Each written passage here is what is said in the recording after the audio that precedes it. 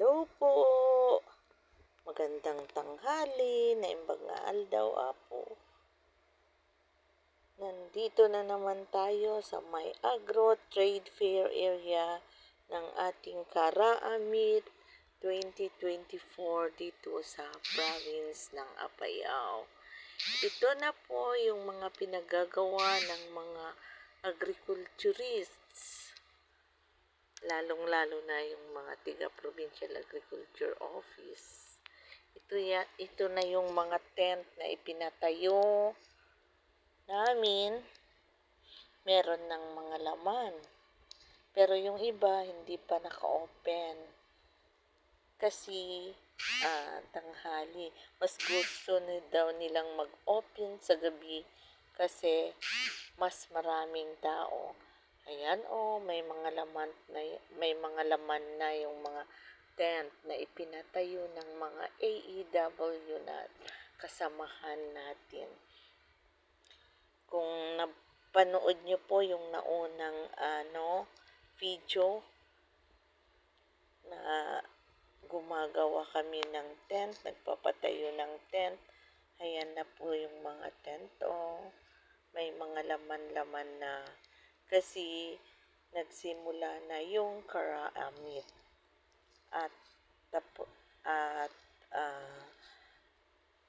nasa kalagitnaan na po ang mga laro.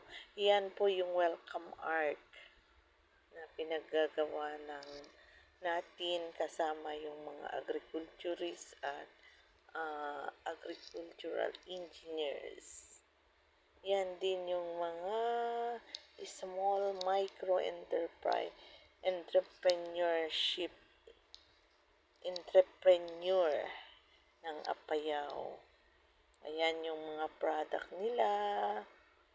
May taro chips.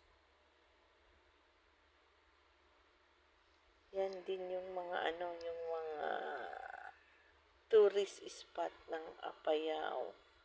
Ayan. Naka-display rin yung mga tourist spot natin. Ayan. Different tourist spot ng province of Apayao. Yan ay gawa ng mga taga-tourism. Yan yung mga different tourist spot ng province.